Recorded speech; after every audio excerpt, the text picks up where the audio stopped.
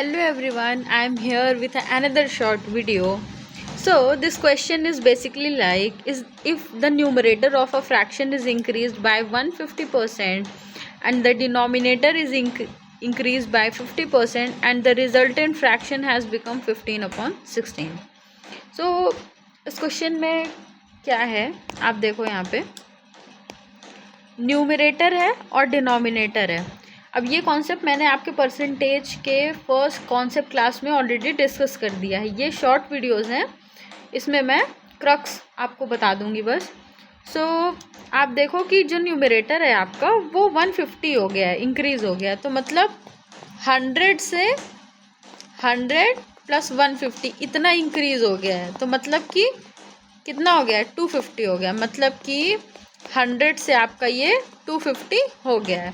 पहले न्यूमरेटर आपका 100 था, अभी पूरा इंक्रीज़ होके 250 हो गया है क्योंकि 150 का इंक्रीज़ हो गया है. और जो डिनोमिनेटर है आपका वो 50% इंक्रीज़ हो गया है. मतलब 100 था पहले और अभी 50 का इंक्रीज़ हुआ है, तो ये 150 हो गया है. ठीक है, तो आप ये कॉन्सेप्ट समझ पा रहे हो. इसी कॉन्सेप्ट को हम यूज़ करके इस इक्वेशन में वैल्यू सब्स्टिट्यूट करेंगे. अब जैसे न्यूमरेटर था तो आप न्यूमरेटर को ऐसे रिप्रेजेंट करो, 100 से 250 हो गया है. और डिनोमिनेटर को ऐसे रिप्रेजेंट करो कि 100 से 150 हो गया है. और इसकी वैल्यू कितनी हो गई आपकी, 15/16 हो गई है. इसकी वैल्यू आपकी 15/16 हो गई है. तो इस पार्ट को थोड़ा हम इरेज कर देते हैं ताकि थोड़ा स्पेस आ जाए. इसके बाद आप देखो यहाँ पे, या तो आप इसको सिंप्लीफाई कर लो कि 250/100 इंटू, अब ये जब आएगा तो ऊपर रेसिप्रोकल में हो जाएगा, तो 100/d इंटू 150. ये सब कॉन्सेप्ट ऑलरेडी हमारे वीडियो में डिस्कस्ड है. अगर आपको कोई भी प्रॉब्लम है कॉन्सेप्ट के साथ तो आप प्लीज़ परसेंटेज की फर्स्ट वीडियो को रिफ़र करो फॉर ऑल द कॉन्सेप्ट्स. इसके बाद अब देखिए यहाँ से 100 और 100 ये अपना डिडक्ट हो जाएगा. ये तो अपना बचा है अपने पास 250 upon denominator into 150 equals to 15/16. इसके बाद और भी कैंसिल कर सकते हैं इसको, तो ये हो जाएगा 3, 5 से कैंसिल करेंगे तो, और ये 5, तो means numerator into 5 upon denominator into 3 equals to 15/16. अब फाइनली क्या होगा, न्यूमरेटर अपॉन डिनोमिनेटर हो जाएगा आपका 3 इंटू 15/5 इंटू 16.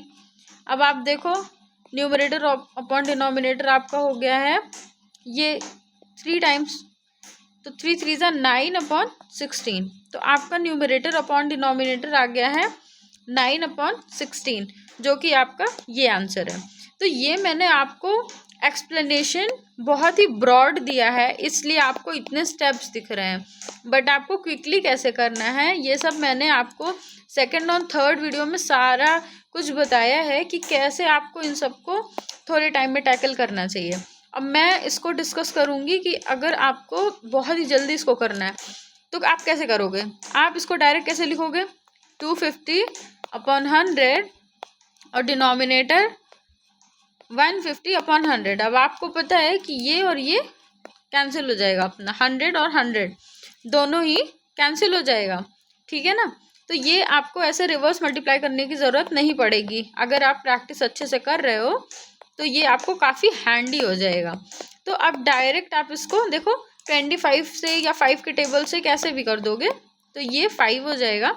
तो n into 5/d into 3 equals to 15/16. अब आपको पता है कि ये भी कैंसिल हो सकता है ये 3 टाइम्स में. ठीक है, तो ये n/d आपका आ गया 9/16. तो this is how quick you can do it. Once you have practised a lot similar type of question, it becomes handy for you to solve it under a very limited time. So what you have to do is practice more and more, and thank you, and stay connected for more such videos. And these short videos I'll be covering all the previous year and important type of questions. Thank you. Keep supporting, like, subscribe and share.